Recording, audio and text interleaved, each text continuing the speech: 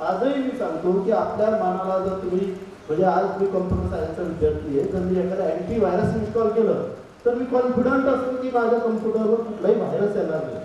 आणि जर एखादा त्या रिसर्चमधनं असं असेल की तुम्ही एखादा मंत्रोच्चार केला आणि त्याच्यातही त्याचं सायन्स आहे की नाही शोधावं.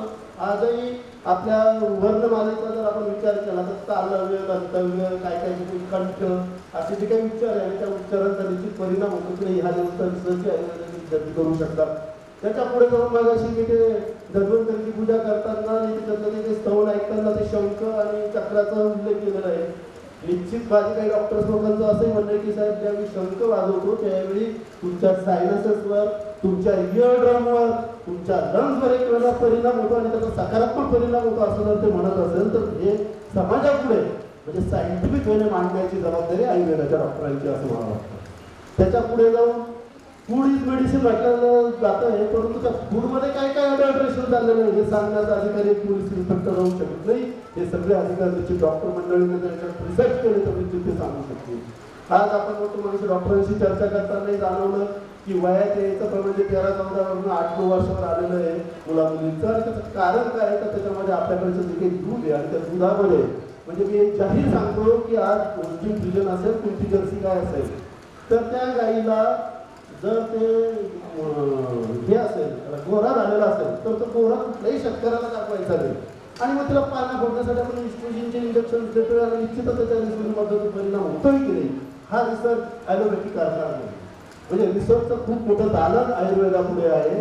आणि निश्चितच काय ती फार्मा इंडस्ट्री असेल काय असेल परंतु आजही म्हणजे आयुर्वेदिक डॉक्टर जे त्यांनी जर आज तालुका लेवल, बूथ लेवलला, गाव पातळीमध्ये जाऊन जर प्रॅक्टिस करायची ठरवली आणि माझ्या शिवसेना काकावून होतं पैशासाठी मी सांगतो माझे काही डॉक्टर मित्र जे पुण्यात सरासरी तिकडे प्रॅक्टिस करतात ते सांगतात साहेब आमच्या औषधाची किंमत 2 रुपये असते, आम्ही फीस किती आकारची हा आमचा आत्मेचा भाग.